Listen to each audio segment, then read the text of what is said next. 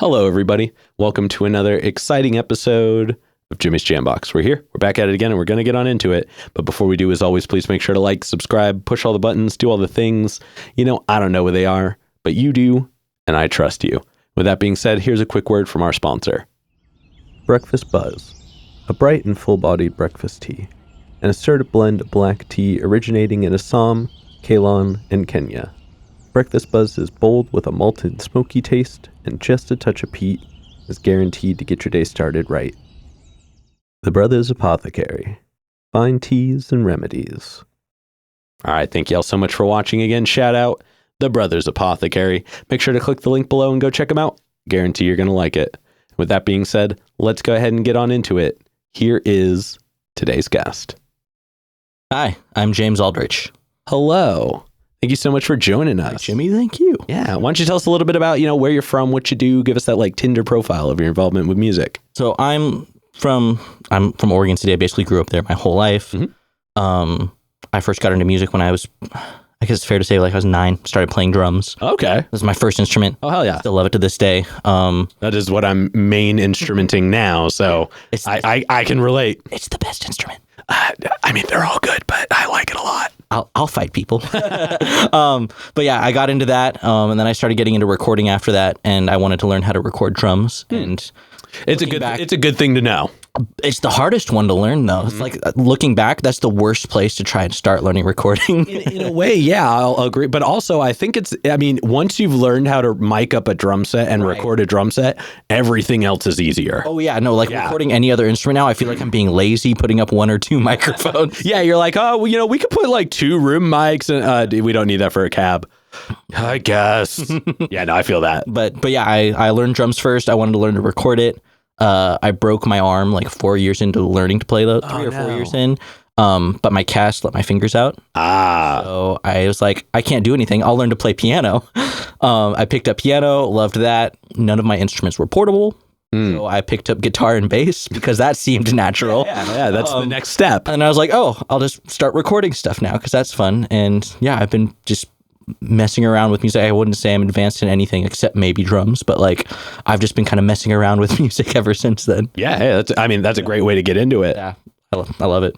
And then, did you have any early experiences with music? Was your family musical, or are you the first generation? So that's the funny thing. So I don't think either of my parents are exceptionally musical. My mom took piano lessons when she was little. My dad likes to sing. He was in a barbershop quartet when he was in college. Huh. But they weren't exceptionally musical, and neither of them play instruments at this point. I honestly don't know what it was, but when I was really little, I wanted to play drums from 3. I got super excited. They got me one of those first action drum kits. Yep. No idea where that is now, but yeah, that got me into wanting to play music. And then when I was older and that interest just kind of came back around, my parents were super supportive of that, which hell yeah. I'm so grateful for.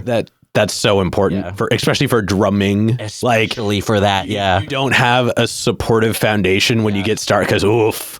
Yeah. Oh, drums are rough until you learn how to hold a beat. Yeah, it really is. I remember learning my first beat, and that whole process of just sitting at the drum set crying, trying to figure out trying to get that down. It's I can't do it. Yeah. How do you do both hands at the same time? My parents were so supportive to the extent that my mom sat there with me and she tried to learn it too, just to be no, this is hard. I get it, but we're gonna get it. It's great. So but yeah, no musical people in my family per se, but just a lot of supportive. Yeah, a lot of. That's so good. That's rad. Yeah, it was great. I love that. It was so good. Yeah. Oh yeah.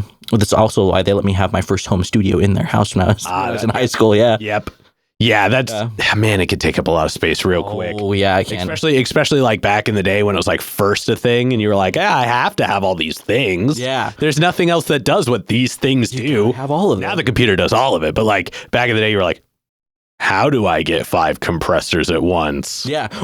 Or even when I was first trying to learn to record, the first thing I ever tried to record, we had Do you remember those old Skype microphones, like the plastic? Like that was all I had. Yep. And I plugged that into the computer, and my drum set was like underneath a loft bed, and I like stuck it in the slats of the loft. Oh, yeah, just a single overhead.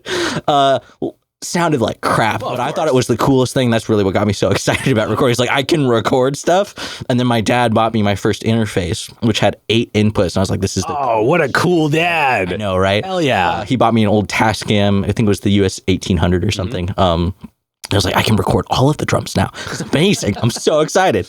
And like, yeah, they were super supportive. Yeah, probably got the CAD multi-mic set. And I got a Samson multi-mic. Oh. I was living. Ooh. I actually still have those mics and use them on occasion. You know what? Terrible mics still have their place. They really do. And honestly, the kick mic from that kit, not bad at all. Whenever you get a cheap pack, one of them is always going to hit for some, like, because it was built in the best worst way, or like somebody put just enough solder in one spot. It has this characteristic that you fall in love with. Yeah. And then you're like, I'm just going to shape everything about this, and this will be the one thing that makes me stand out. And every other mic in the pack is a mic. Yep.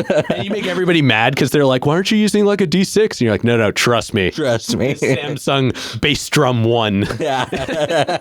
No, yeah, it's great though. Yeah. I love that. Yeah. All right, but getting back to the interview, this next one, we have a couple foundation questions. And this first one is one we ask early. It's one we ask often, and it's definitely a crowd favorite. What was the first album you ever bought with your own money? I remember that. Like I said, I had to make sure I took some time to get ready with that one. Which is appreciated. Yes. It was actually at the first concert I ever went to, too. I bought Unbreakable by Fireflight. That was the first album I ever got. Okay. The first track on that album has like this iconic like opening riff. It's so good. But yeah. Hell yeah. And what made you want to go to that show? Because Fireflight was playing. So that song specifically, the opening track on that album, because I grew up listening to a lot of Christian music. It's what I came up in. But it was a lot of like the more like typical Christian pop. It was the first Christian rock that I'd ever heard. And I was like, this is the coolest thing ever. And they came to an event put on by a local radio station. And I was like, I have to go see them because I've never gotten to see a live rock band. And it was me and my dad and my best friend at the time, Ethan. We all went, and it was just like I'd never heard music so loud in my life. It was so much fun. It was a festival, so there was probably 8 other bands there. That's actually where I was introduced to another one of my favorite bands growing up. Have you ever heard of Cutlass? Yeah. So they became one of my favorites after that show because they were the second to last band, so they had a really long set. Oh, yeah. They put on an incredible show. It was good, but yeah, that's the first concert. Yeah. That's definitely a cool experience. Yeah. My very first live show was Ozfest 2005. Nice. And it was up in Seattle, coincidentally, because my dad wouldn't take me down to the Bay Area. Yeah. So that like I get that when you're like, oh, music can be loud. Yeah, okay, no, it's wild. Yeah, like these guys are. Nobody's gonna tell them to turn down. It's crazy. Yeah. And we were outside, and it was still really loud. So I'm like, this is really loud. This is so cool. Yeah, no, that's a whole different experience for sure. But that's awesome. Also, it's interesting how often the answers have been some kind of Christian-based, like outside of the regular just church hymns music. That's. There's a lot of good music to be found in there for sure. Well, and there was a certain crossover where bands you didn't like. I think As I Lay Dying was a Christian band. Yeah, and that like I saw them. Yeah. Well, I saw As I Lay Dying. They were the very first group I saw at Ozfest. Okay. Because I missed Arch Enemy because we got there just a little bit too late. But yeah, so like to find out I was like, what? I thought they sounded so scary in the beginning, and now they're just not. Yeah. No, there's definitely it's grown a lot as a genre for sure. Yeah. Five Iron Frenzy still one of my favorite bands. Like them and Roper, big fan. Yeah. Hell yeah. All right, and then before we get out of the foundation questions, the last one is kind of just like more of a depth question, because obviously you started really early. You've done a bunch of it. You've really been in music for since like 3. It sounds like. What was the like the defining moment where you decided you wanted to make it such a big part of your life? Ooh, I think so. I don't remember exactly how old I was. I was probably like 13 or 14. So I'd already been playing drums for a while. I'd been playing piano for a little while. And I saw a video of Joe Rickard from the band Red playing drums on one of their tours. And he was just like, he was talking about like his drum tech and how he's playing. Then they had a video of him playing. And I was like, oh, he does this for a living. He just plays music and that's what he does. I have a drum set. I'm not playing it enough. I should be playing more often so I can do music for a living. I was like, it was something where just my brain hadn't quite processed. Like, you can do that for a living. Like, that can be your job, not a hobby. Yeah. And it just kind of flipped the switch of like, I have these resources available to play music, and I'm only doing it as like something for fun, when if I really dig into it, I could maybe move forward with something. Yeah, I was probably 13 or 14 when that happened. Oh yeah. And I was just like, I think I want to do this.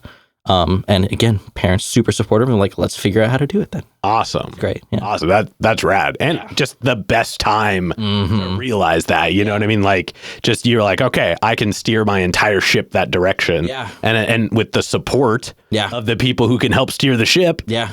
Yeah, hell yeah, I love that. And like, it was not just a good time like at an age of, for me personally, but also like a great time for like the age of the audio industry of like being able to record stuff at home was just becoming easier and easier. And it was really one of the best times to try to get into it for doing stuff at home. It was, Oh yeah, definitely. Like home audio recording. I mean, it's a double-edged sword for everything in the world of putting out music. But I think that created such a good opportunity for people who would have never had the means but had the passion, who had the ability, the concept, or even just needed to understand it more to realize it, you know? And a whole wave of engineers came out of it too. I think like, you know, there are a lot of engineers that are coming up now that like they grew up in that, like they, you know, they're like, you know, you look at people like Kato on the Track, like he's been in it for, you know, it took him like 10 years to get to where he's at now. Yeah. But he came up during that time and really got to learn it and like make things happen. You know, look at people like Metro Boomin and stuff like that. Like they are accomplishing big things now because they had the access to those kinds of things and the spaces on top of it. Yeah. Hell yeah. All right, now let's go ahead and get on into you in the present day. Now, usually this is where I ask a question I think is going to be very easy. How did you pick your name? How did I pick my name? Gee Willikers. So actually, my website is literally as simple as James Aldrich Mixing. Have you ever heard of Brian Hood? Yeah. 6-figure home studio, all that. One of the things he always talked about is like, if you're going to do a website, make it as simple as possible. So I was like, well, I'll go by James Aldrich Mixing then. I was briefly under the name Sleight of Hand Recording Studio. That was when I was actually based at home. I now do a lot of my work at a place called Supernatural Sound, but I was under a different name. But yeah, now I just go by James Aldrich Mixing to make it as easy as possible for people to know. I mean, it's your name, so it works out well. I guess like I said, usually I'll ask artists who go by their full name, like why they chose that over a name of their own, but it makes sense that since you're working somewhere else, it's just good to have your own thing. Yeah. It was fun being Sleight of Hand Recording Studios for a while.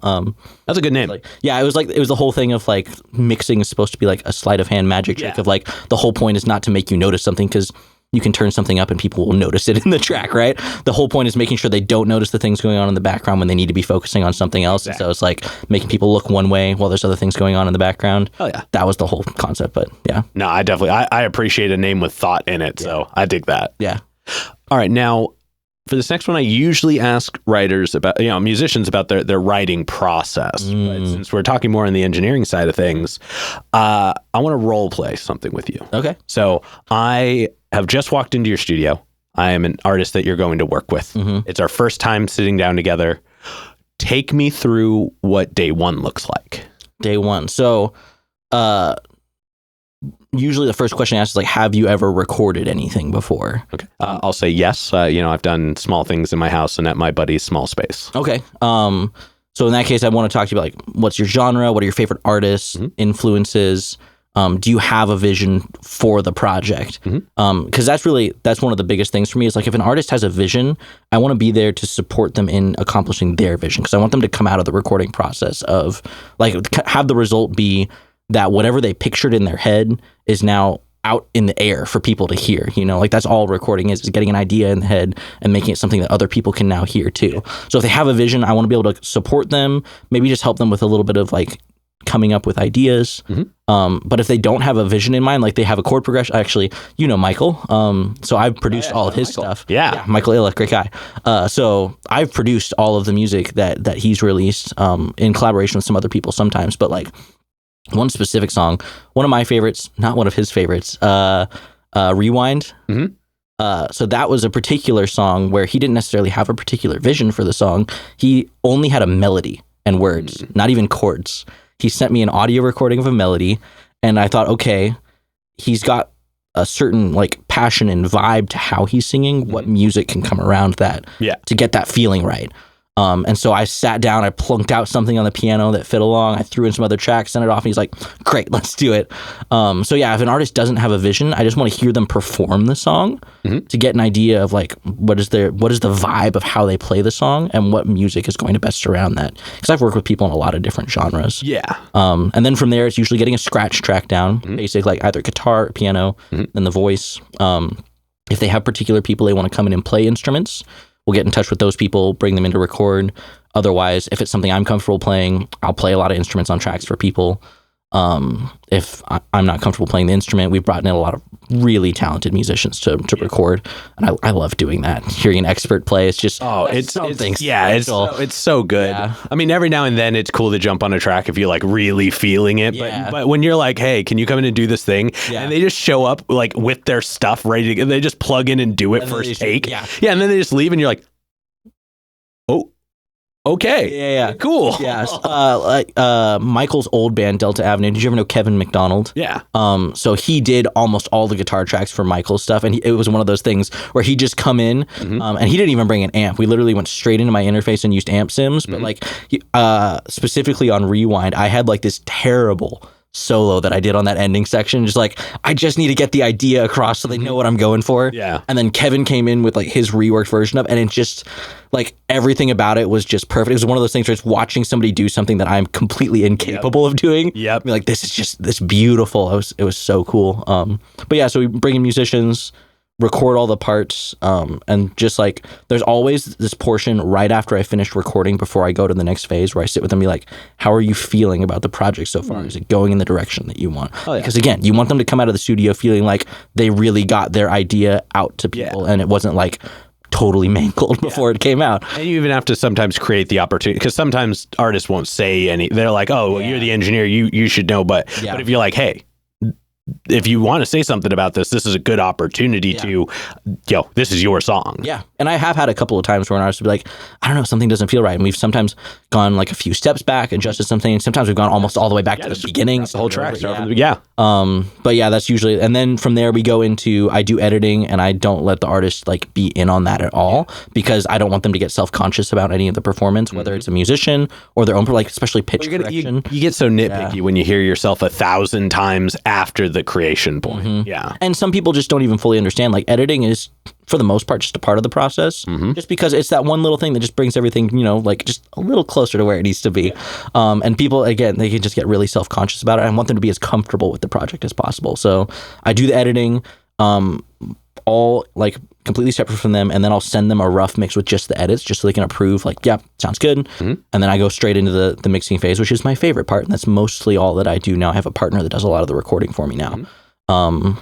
But I get into the mixing stage, I will mix it to the point where I would say I would release this track with this mix, and that's what I send them first, and then say, okay, we're going to revise from here.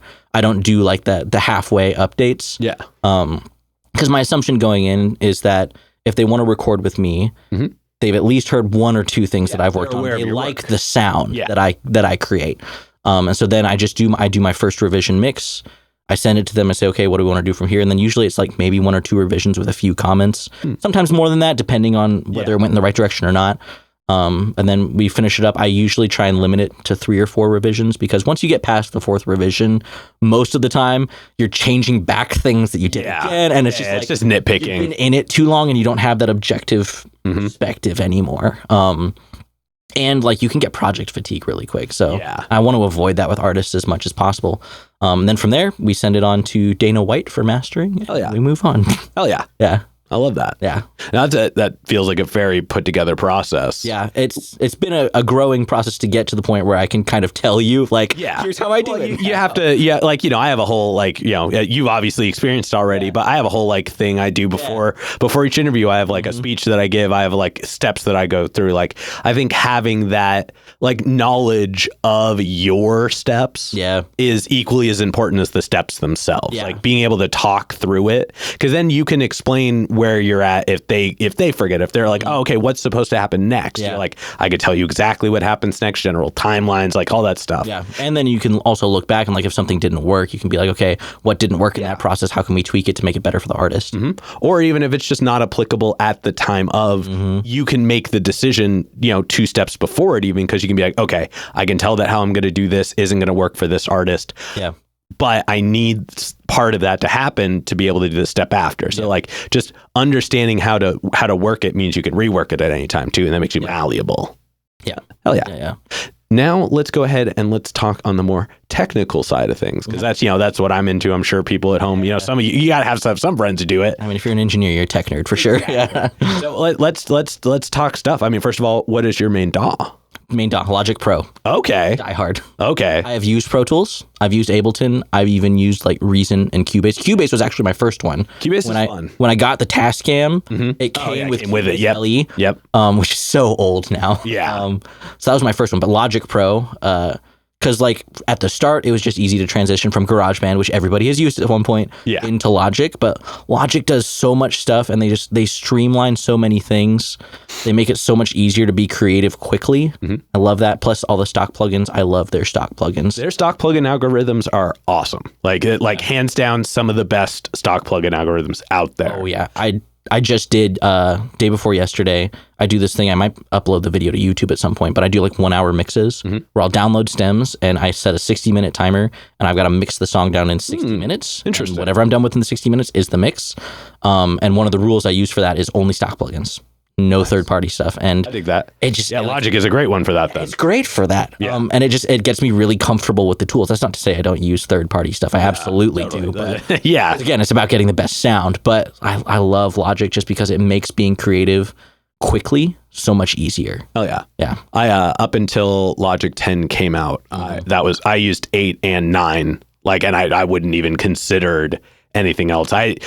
That computer kind of crapped the bed and I lost 9 and I had Ableton 10. I had Ableton through work. Okay. So I switched over to gotten to do 10. No, I have used it. Okay. I didn't love the GUI.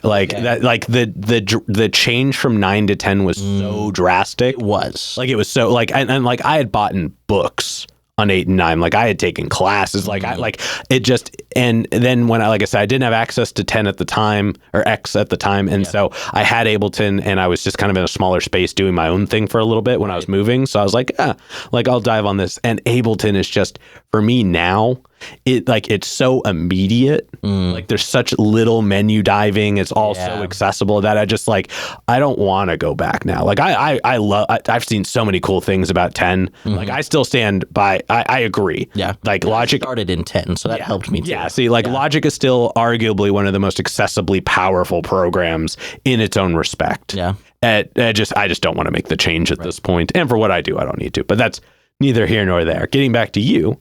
There is one more DAW I want to mention that I have used off and on. Is it Reaper? No. Is it Audacity? No. Okay, what is it? It's a little niche one. Have you ever heard of Mixbus 32C? Yep. By Harrison Consoles? Yep. I use that every once in a while when I want that console workflow because I love mixing on consoles. I've gotten to do it a few times. And Harrison just has that nailed down. That's a name I haven't heard in a while. There are a couple of bugs in it that aren't great, so I don't use it all the time. But they just got bought out by SSL, so maybe they'll get some cool updates. That's good to know. Yeah, because I use their interface and it's incredible. And they announced at NAMM they're going to be integrating the SSL style EQ into Harrison's Mixbus 32C, which I'm very excited about. Yep. But so maybe they'll fix some of those bugs. But that's just I wanted to mention. That's one other one that I use every once in a while because it's got that great console workflow. I love that. That's cool. Like I said, that's a name I haven't heard in a while either. But it's great. Cool information to have. It's a super fun DAW too. The fact that every channel strip already loads up with EQ and compressor. I don't have to add I've had entire sessions I've mixed where I didn't put in a single plugin other than reverbs on my buses. Yeah, that's it. Everything else is literally just the stock channel strip. I love that. Plugins. It's great. That's awesome. I love it. And then actually, since we're still kind of in the gear and tech side of things, what you don't have to share with us the sauce and the stuff you use per se, but what is your favorite plugin company? Ooh, I almost said Waves. That's not true. I do love Waves. I think they make some great stuff. They have so many things. You're gonna end up using them. And Universal Audio makes good stuff. Yeah. But Analog Obsession.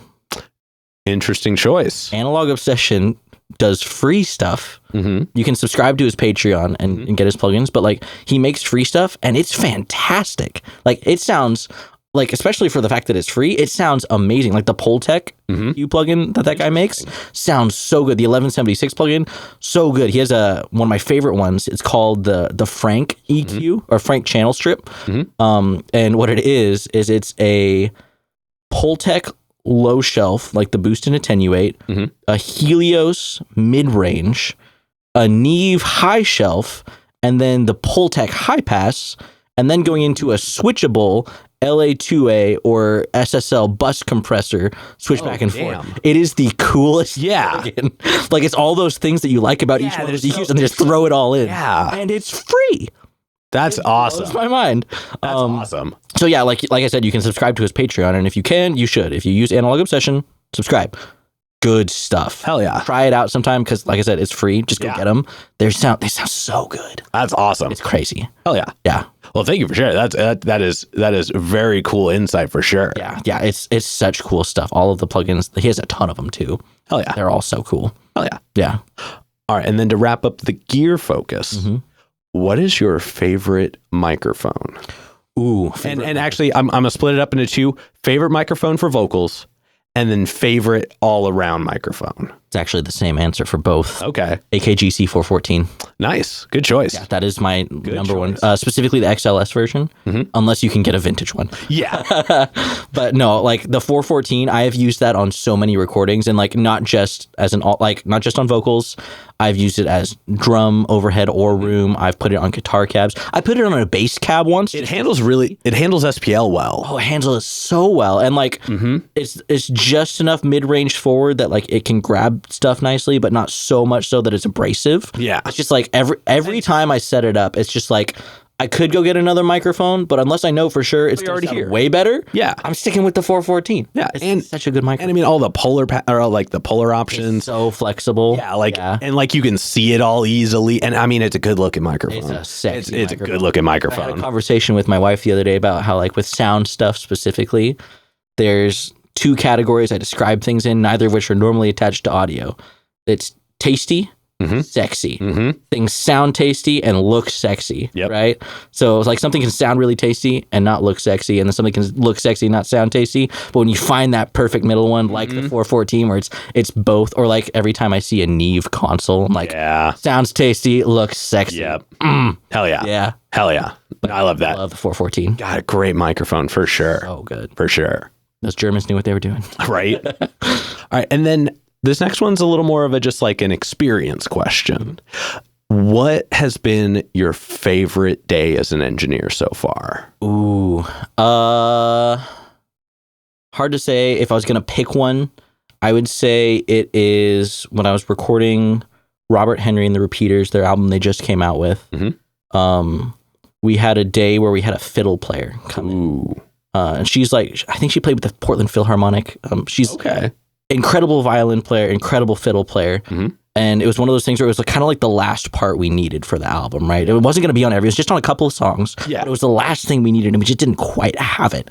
And she came in, and Robert just described, like, he's not a violin player, not a fiddle player, just kind of described vibe, what he wanted. Like, and we start the song playing, start the track recording, and she just leans into it, and all of us in the control room are just like, that's perfect. How did she do that? It's perfect. And it was just one of those moments where we're listening to the song, we're like, this is it. This is what the song was supposed to be. It's one of those moments where, like, I have this philosophy with music of, like, the music already exists. My job is to help people, like, pull it out so that other people can hear it, you know? And it was one of those moments where all of us heard it and we're like, that's it. That's what the song's supposed to be. And it was just like, it was this beautiful moment of hearing it and being like, we did it. Hell yeah. There it is. Yeah. It's great. Hell yeah. That was a great story. Thank you for sharing that. All right. Now we've got one last question to go in kind of the main focus here. And this is probably the densest question in the interview. Oh boy. But, you know, we've talked a lot about your experiences, how you came into it, like what you've done with music. Yeah. But when it's just you and music one-on-one, what does it give back to you? It's funny that you say it as like a one-on-one thing, because music has never felt all one-on-one to me, like music has felt for me like a way to serve people. Yeah. Well, you've even had support all the way through. So like there's always been somebody in your corner. Served me with music. And so music for me is a way to serve people. Like it's a way to help support people. And like, it's that thing I was saying where like the music is in somebody's head and my job is to help them make it so that other people can hear it too. And so music for me is just a way to serve people and help people feel emotions that they might not feel otherwise, think thoughts they might not think otherwise, like be able to experience something that only music can give them, because music's really the only universal language, right? Yeah. Like everybody can hear like Beethoven's Fifth and know like that's a tense song. Like doesn't matter what language it conveys the emotion. Exactly. And so I love being able to help, like I love that I can play music and it serves to communicate with other people. Yeah. And it serves people through what I do. Hell yeah. I love that. That's awesome. Yeah. And I think, it at its core, that is, music is supposed to be collaborative. That's such a big part of it. So being able to like you said, how you said, serve the musician, serve the people who want the music. Like really, I think it's just you're creating an opportunity for them to exist in the space where music should exist anyways, which is with somebody else. Yeah. There's an artist that I was talking to the other day who we're in talks to try to figure out whether we're going to be a good fit to work together, because that's important when you're trying to pick a producer.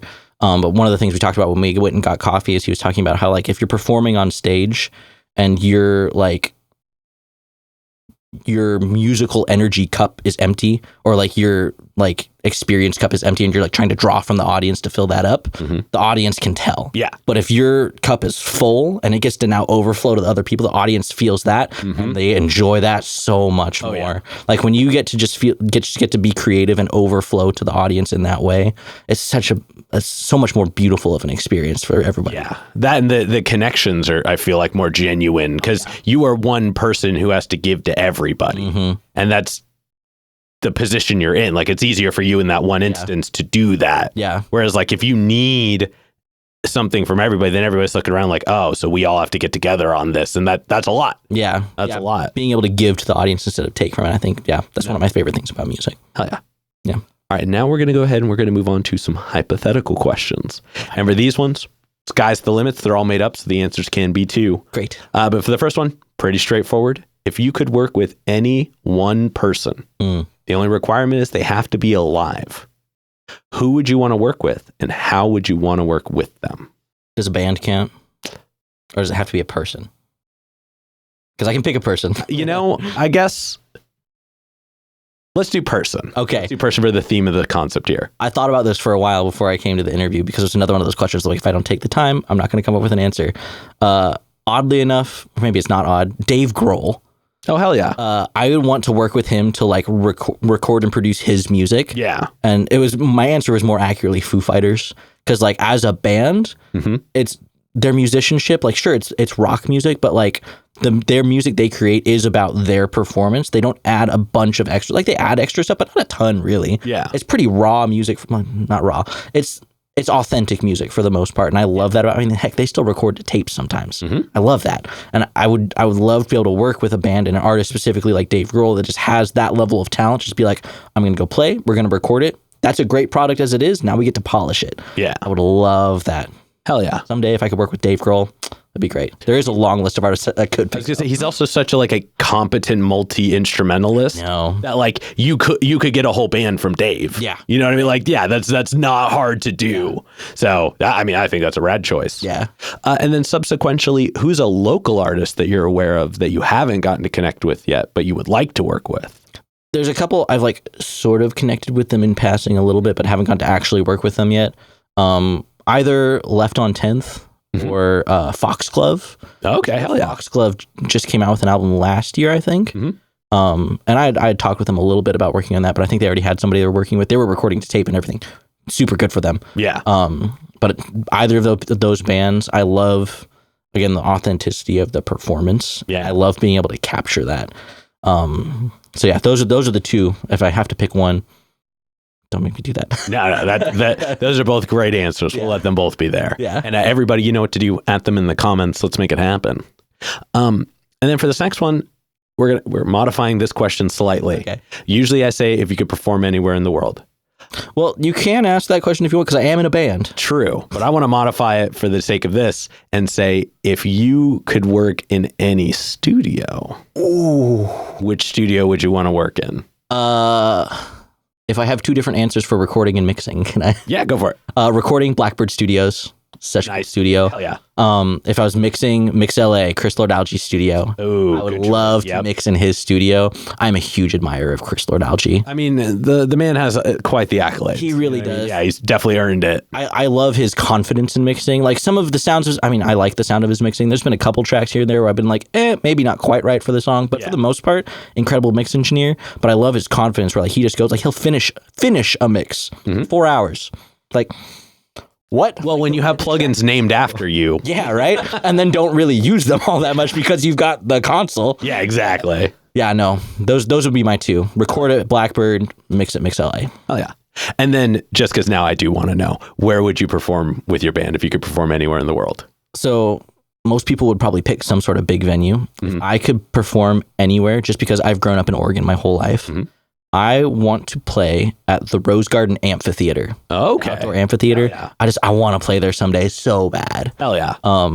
And it's not just because like that's the most realistic one I could probably play. It's just that's genuinely just the one that matters. Yeah. I always saw it and I always wanted to play there. You know, a handful of people's answer has been Moda Center. Like they're like, that's the one that matters because that's where I saw all my favorite people play. If I was going to pick a proper concert venue, it would probably be like Keller Auditorium. But like I would. Hell yeah, good choice. That's such a good. I saw For King and Country there. Incredible show. Oh hell yeah, so good. Hell yeah. But yeah, no. Rose Garden, the outdoor amphitheater. I love that venue. That would be great. Yeah, it'd be so fun. Oh yeah, love to. All right, and then to wrap up the hypothetical questions, if you could get one more album from anybody, they could be alive, they could be dead, they could have put out an album yesterday, they could have not put out an album in 100 years. Who would you want an album from? This is going to re-expose some of my Christian music roots again. Do you know who Rich Mullins is? I don't. Rich Mullins, he was like a Christian artist in like I want to say like late 80s and early 90s. He died in a car accident after like his third album, but he wrote just some of the most beautiful music. He played a hammer dulcimer, and it was in almost every song he recorded.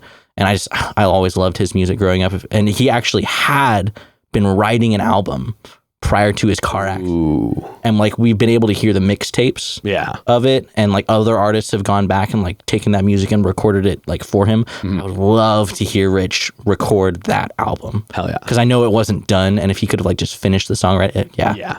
No, I totally understand that. Well, thank you for sharing that. Yeah. All right, now we're going to go ahead and we're going to start wrapping this up. Okay. Usually this is where I ask what you got coming up in the future. So let's use your band for this one. Go ahead and plug some space for that. What do you guys got coming up? And plug them as well. Yeah. We got a couple of shows coming up. Instagram is Soundbucket PDX. We are playing Alberta Street Pub. I think we're playing the White Eagle at McMenamin's, but that's not until April or May, I think. Okay. We've got a show. Man, this is bad. I don't remember the shows. They're all on the calendar written down. We have shows coming up. Go to our Instagram page. That's a good place to get information about us. Oh yeah. Michael Illa is in that band. So absolutely, like, go follow him because he's got some cool solo stuff that he's working on. If y'all didn't follow him after his episode before, go follow him now for sure. I don't know. Do you want to hear about upcoming recordings or anything like that? Because I got that kind of stuff. You're definitely welcome to plug that if you'd like. Because that's some of the stuff I'm really excited about. Because Michael Illa's next two singles, we're working on them right now. We're finishing them up. They're gonna be good. Hell yeah! So much fun. There's a new artist coming out. Haley Dolan. Me and my production partner Timothy James. We just finished up her EP.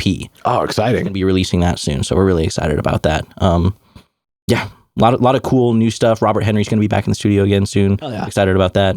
All kinds of fun stuff. So that sounds awesome. Yeah. All right, now for this next one, go ahead and look straight at the camera and tell everybody how they can find you. How you can find me. Best place to find me, www.jamesaldrichmixing.com, spelled ALDRICH. You can go on Instagram. I'm not there very often, but it should be James Aldrich Mixing. You can follow me there. I'm on Facebook, James Aldrich. I think that's all my socials. And then www.soundbucketmusic.com is where you can find my band's music too. Hell yeah. Yeah. And then any other plugs, any other shout outs, anybody else you want to put on while you're on here? My production partner, Timothy James. you should have him on the podcast, really. Let him know to reach out to me. Incredibly talented musician, incredibly talented artist, the best recording engineer I've ever worked with. Hell yeah. He is really, really good. If you want somebody to record with, go look up Timothy James. You'll probably end up working with me too to mix your stuff. But Tim is an incredible recording engineer. Love working with him. Hell yeah. He's made Michael's project. Hell yeah. Incredible. So I love that. yeah. All right. Now we've got one last question to go. Before we do, I'm going to steal the camera for just a second. Okay. As always, y'all, please make sure to like, subscribe, push all the buttons, do all the things. I don't know where they are, but you do, and I trust you. One more shout out to the Brothers Apothecary. Make sure to click the link below and go check them out. Guarantee you're going to like it. With that being said, the final question. And this is entirely up to your interpretation. Ooh. But what is an album you feel is more on the obscure side? So it's like a deep cut. Not a lot of people know it, but it's one you think everybody should know. Ooh, that's a tough one. Let me ponder for just a second. I should have considered that one better. The first one that I think comes to mind, I'm normally not a hip hop guy, but it's not a super deep cut, I guess, but I don't know a lot of people that know it. The album Uncomfortable by Andy Mineo. Interesting. Solid album. Interesting choice. Like, yeah. Great lyrics, great music production. He produced it, I think, in collaboration with John Bellion, but like before John Bellion had really hit it super big. I think it was even prior to, what was the album he came out with, Human Condition? I think it was prior to that album. John Bellion's on the album for one song, but Andy's lyric writing, music content, like it's all good. I love that album. So good. Worth a listen. Hell yeah. Yeah. Hell yeah. That's definitely a solid recommendation. Yeah. Yeah, it's a good one. Yeah. All right. Well, hey, thank you so much for joining us today. We're going to go ahead and get up and out of here. Yeah. Thanks, Jimmy. Yeah. Thank This you. has been another exciting episode of Jimmy's Jambox. I'm Jimmy, I'm James. and we're signing off. Later, y'all. That's a wrap. This is not a podcast. This is a show.